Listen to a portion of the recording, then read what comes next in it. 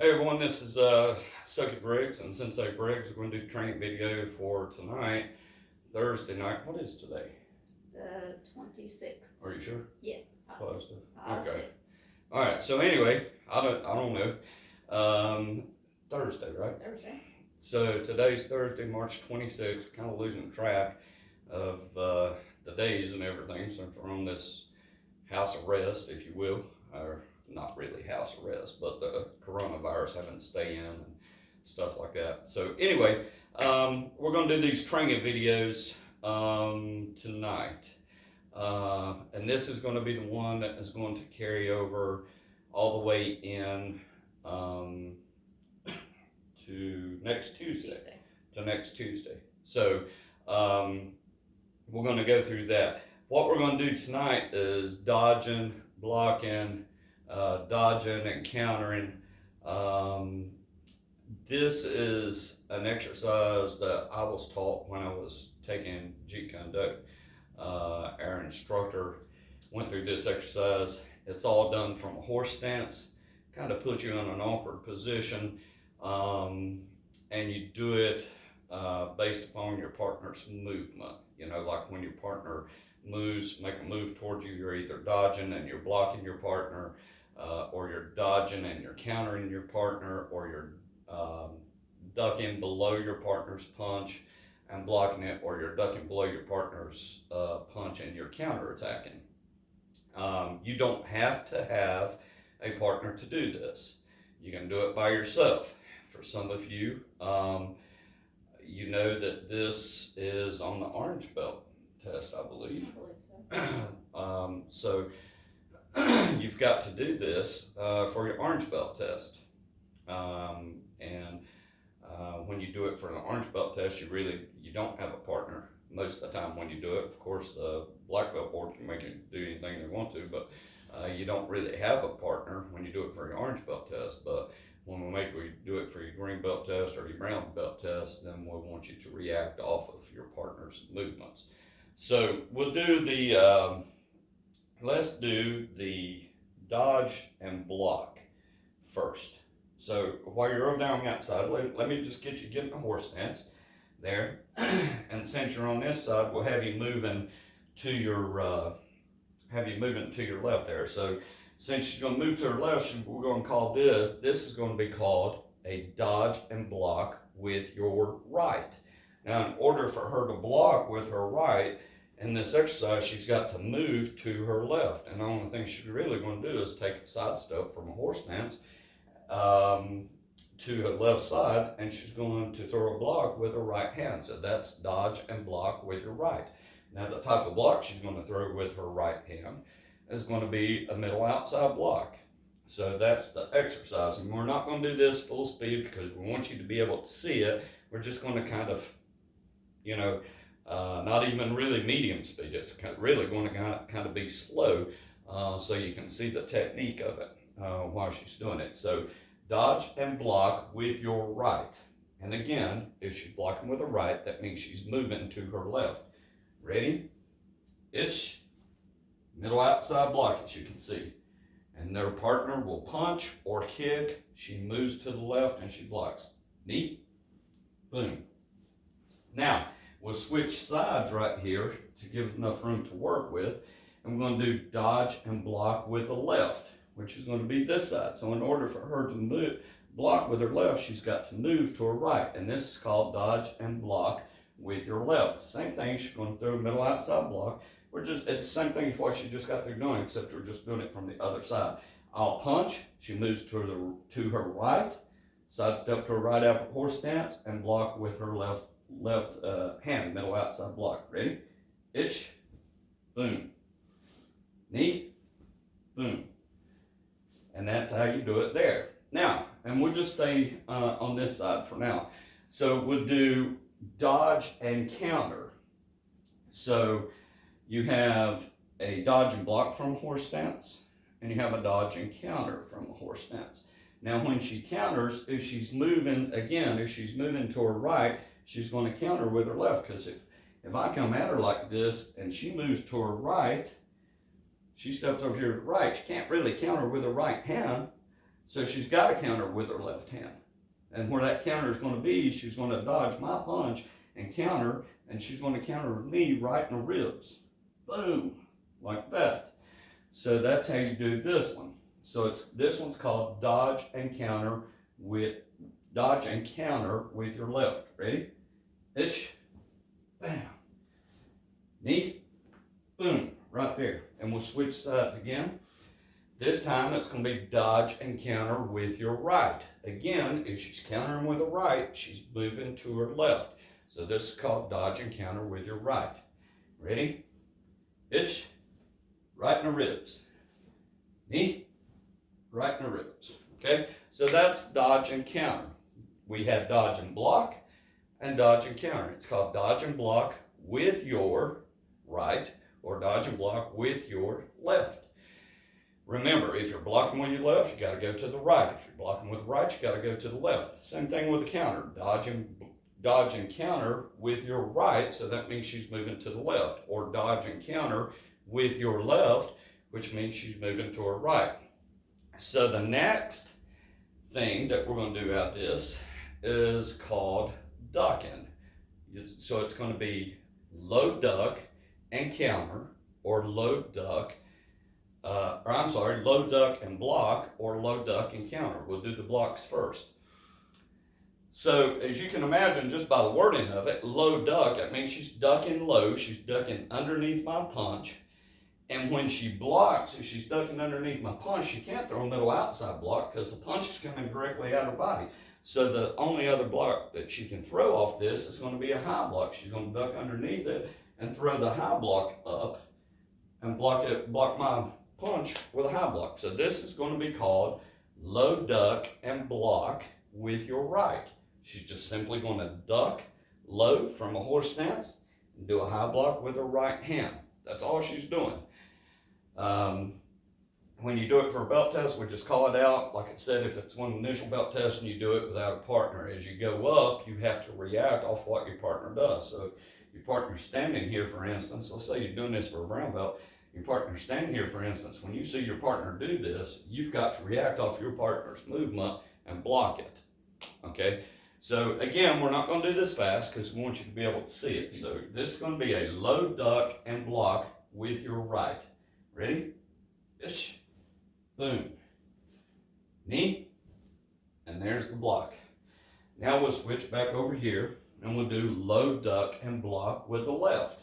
She's going to actually be blocking with her left. Same thing. I'm going to step and punch straight at her. And whenever I punch straight at her, she's going underneath my punch and blocking up with a high block. Ready? Itch. Boom. Knee. And there it is. Right there. And that's called low duck and block. Now we're going to go to low duck and counter. The only thing she's doing, instead of blocking this time, she's ducking underneath the punch and she's counterattacking. She's punching me back herself. Okay? So we'll do low duck and counter. Let's stick with the left. Low duck and counter with the left. So this time she's going to duck underneath. I'm going to punch like I'm punching straight at her forehead. I know she's a lot shorter than I am, and I'm having to punch it down. But I'm going to punch straight at her forehead. She's ducking underneath my punch, and she's going to counter with her left hand. Ready? Itch. Bam. Knee. Boom. And we'll switch and do it on the other side. Low duck and counter with a right. This time she's using the right hand. Same thing, except she's just doing it the right side. Ready? Itch. Knee. Boom. Right there. So as you can see, those are the 4 exercises for the orange belt. And again, to go over them, it's having a brain freeze here. Dodge and counter. Dodge and block. Dodge and block. Dodge and block with your right, which means you move to the left, or dodge and block with your left, which means you move to the right. Or you do dodge and counter with the right, which means you still move to the left. Or you do dodge and counter with your left, and you still move to the right. I know some people's like, man, you got me confused on all this right and left and dodging one side and blocking the other side. Really, it's easier than what it sounds. Whatever side that you block with on the dodge and block, whatever side you block with, let's say I'm blocking with my left, you just move to the opposite side. If I block with my right, I'm moving to the opposite side. Same thing with counter. If I'm going to counter with my right, okay, I'm moving to the left. If I'm going to counter with my left, I'm going to move to the right. And the low duck and block and the low duck and counter is pretty self-explanatory. You just go underneath the technique that's coming at you, and you're either blocking it with your right or your left, or you counter it with your right or with the left. And that's it. I mean, it's pretty self-explanatory and pretty easy, okay? So, those are the things that we wanted to go over tonight. And I forgot to tell them, we're not even wearing geese tonight. Nope. Yeah. Nope. We're wearing our contact pants and our class t-shirts tonight. No obi, no gi top, anything like that. So now we're going to give you some exercises to do. And I want everybody to do these exercises, let's say do 10 a day. Mm-hmm. That's pretty easy. It's pretty simple. Do 10 of these exercises a day until next Tuesday. Right. When we have the other one, when we do the other video. And we're going to give you an exercise to do with your arms to help strengthen the arms, the chest, the shoulders. We'll give you an exercise to do with the abs, and we'll give you an exercise to do with the legs, okay? And the exercise you do with the arms is really going to help you out with your push-ups. Yes. You're not actually having to do push-ups, but you're walking with your hands, okay? So let's start with that one. We're going to lay this up here. This is going to be a 6-count exercise. Now, I've got a pad. One of their sensory pads that we do. You don't have to have this. You can get a pillow. You can get a book. It's got to set up off the floor because you need your hands to come up and over this thing. So I'm going to use this. We got a smaller pad there. Sensei will demonstrate the same technique on a smaller pad. But this is going to be a 6-count exercise. Okay? You're going to put the pad in front of you. Line your body up on the pad. And you're going to get to the left side of it. She's going to count 1 through 6, and every time she counts, I'm going to do something, okay? And we'll just show you first how easy this is. Ready? 1, 2, 3, 4, 5, 6. That's how easy it is. Only thing you're doing is walking across it and walking back. Do that 10 times a day. Just walk across it, help build your upper arms up a little bit. It's not very hard, do it 10 times a day. And so forth. So you saw what I did. 1 is I brought this hand to this hand. On 2, I stepped across. On 3, I brought the other hand across. 4, I brought them back together. 5, I stepped back across. And 6, I came back to the original starting place. We'll show it one more time on this, and then Sensei will show it to you on a smaller pad, and that will conclude the demonstration on this. Just make sure you try and do this 10 times every day to increase your body or your upper arm strength. And you can do it as fast or as slow as you want to. Just try and do it at medium speed is probably what's going to be best for you. And try and keep yourself leveled out like you're doing push-ups the entire time. Again, center yourself on the pad and go to the left side of the pad. 1, 2, 3, 4, 5, 6. And that's it. Now we get a smaller pad. Sensei is going to demonstrate this on a smaller pad. As you can see, that's nowhere near as wide as this one because her arms are shorter. You just want to get something depending upon how long or how short your arms is. The thickness, you want it to be at least the size of a book because you want to have to step across it. You don't want to draw lines, otherwise you're going to get where you scoot your hands across. You actually want something that you're having to step across with your hands.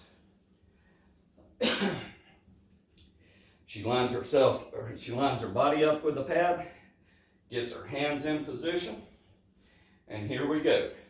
1, 2, 3, 4, 5, 6. And that's it. That's how easy it is. She kept her back straight like she's going to do push-ups, but she's not doing push-ups.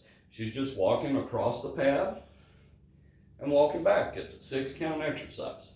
So that's for the upper arms. Now we're going to give you something for the outs to help out.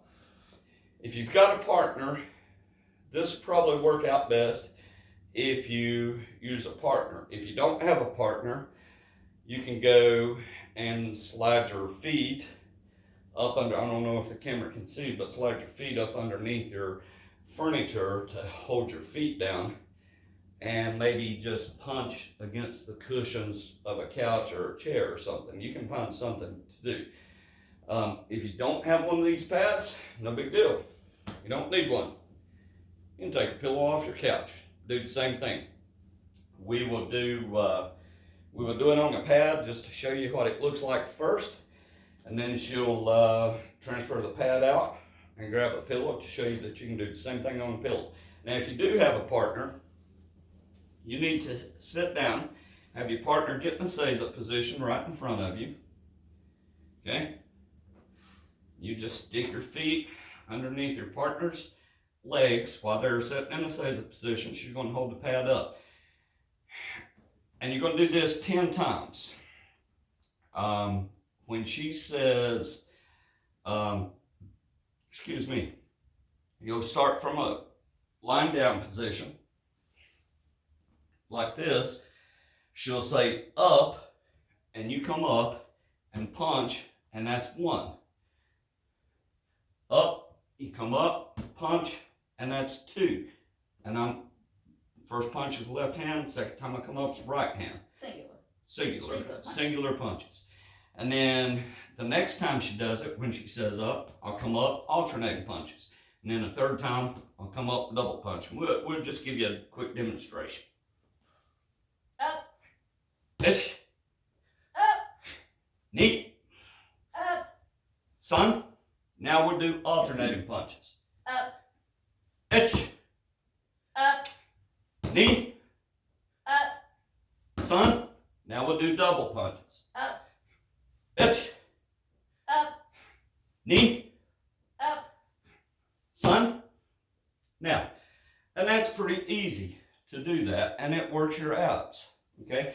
Now, if you don't have a pad, like we said, no big deal. She's going to grab a pillow now, and you can just get your partner to hold a pillow. Or if you can slide your feet underneath a couch or a chair in your living room, you can punch the front side of the couch or the bed. But you can always find somewhere to do it. So let's just do 2 apiece on this one. Okay? Up. Itch. Up. Knee. Up. Itch. Up. Knee. Up. Itch. Up. Knee. And that's it. And you just do 10 singular, 10 alternating, and 10 double. When you count out in Japanese, helps you make sure that you are remembering your Japanese, since we're not in class and not hearing it all the time like you normally do. So practice counting in your Japanese too. Now we got one more we'll do for you. So far, we've done stuff to help out with the upper body, with the lower body. Now we're going to do Legs. Or upper body in the midsection. Now we're going to do the legs. Right. This is going to be a 4 count exercise. Okay? So Sensei will count them off. And when she counts off, I'll just show you what to do. You're going to stand here, feet, I guess somewhere around shoulder distance apart. Ready? 1, 2, 3, 4. And that's it. You squat, go to the other side, squat, and come back to the original starting position. And that's 1. You do those 10 times. So now you got something easy to do to build up the upper arms and chest and the shoulders and Right. stuff, something for the midsection, and now you got something to work the legs. Again, make sure that it is something that is up off the floor. A book, a pillow, something like that. Sensei's got shorter legs than I do, so she's going to use something a little bit, not as wide as what I just got through doing it. She's going to do the same exercise. If she had a book here, it would be the same thing. She just do the same thing. So remember, it's squat is 1, step across 2, squat is 3, and step back across, and that's 1 complete exercise. It's a 4-count exercise. And it goes like this. You ready, Sensei? Mm-hmm. 1, 2, 3, 4. And that's 1. I know that's fairly simple exercise to do, wouldn't you say? Yes. And it builds up the legs. But very effective. Builds up the legs, builds up your glutes, your butt muscles. Mm-hmm. We got something for the abs. We got something for the arms, the upper body. So stuff to do.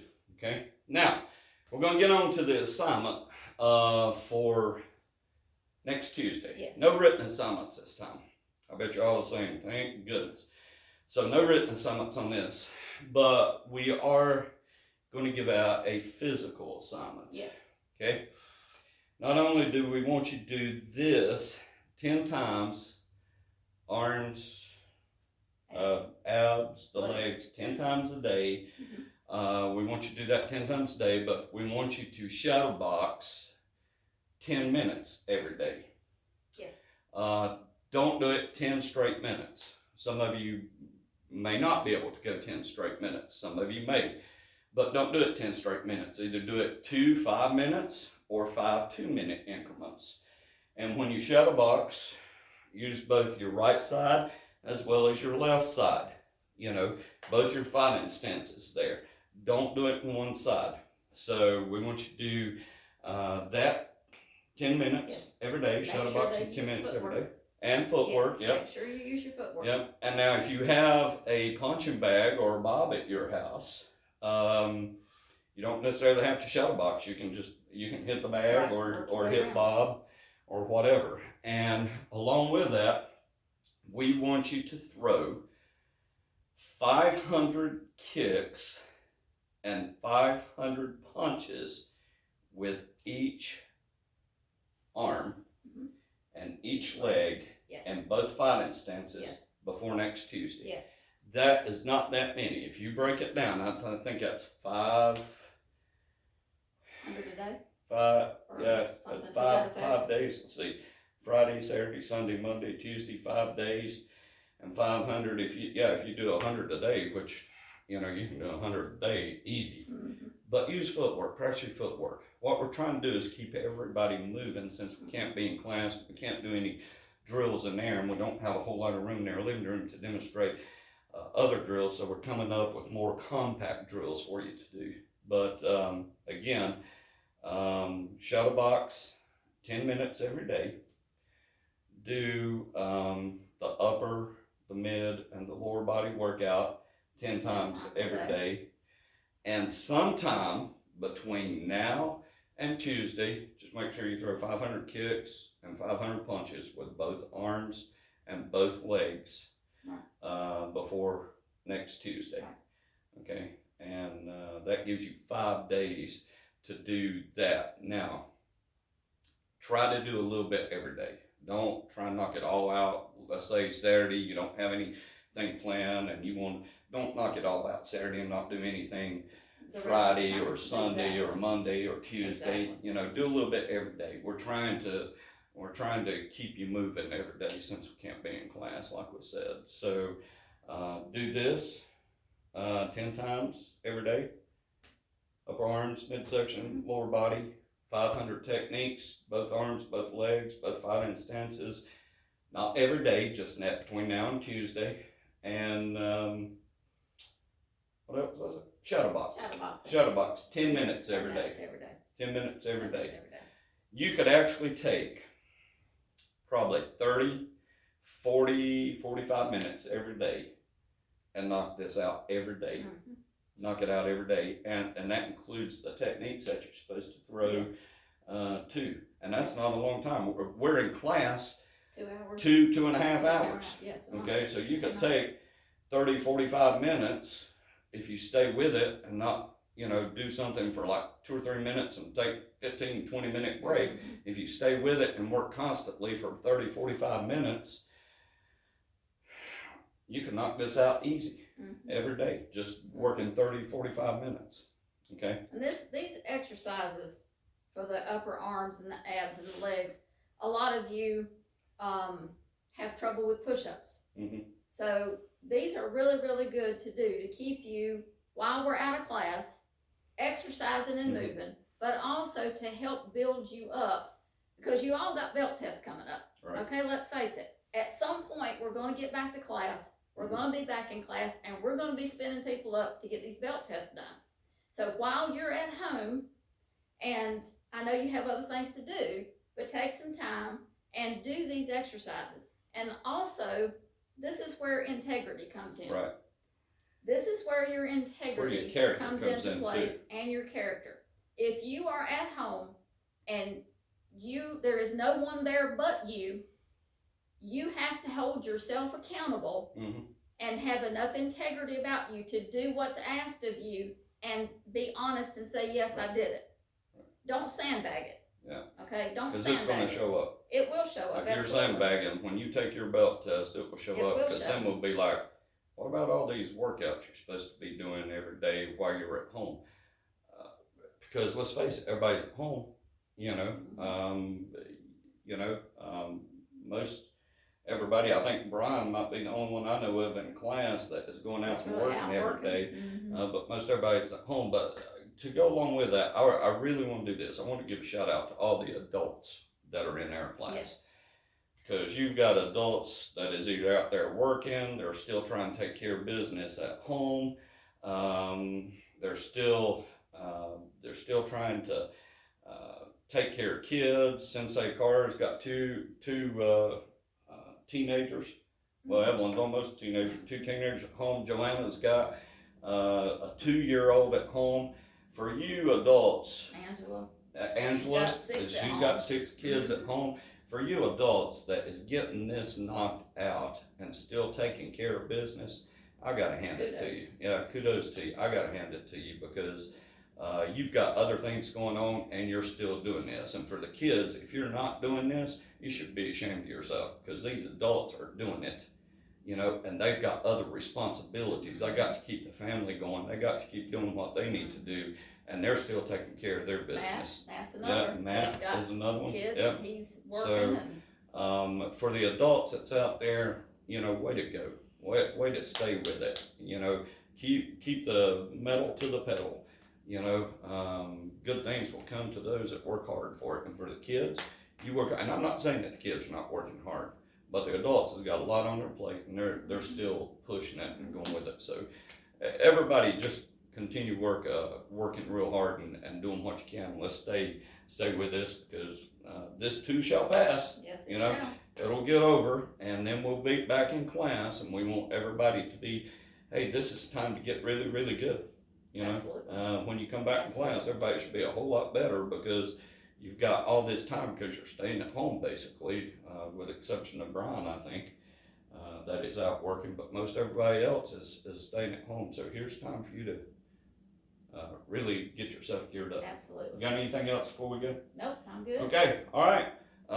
So with that, make sure if you haven't got your assignment turned in for tonight, make sure you get that turned in real quick. And outside that, we'll see y'all Tuesday night. Absolutely. Okay?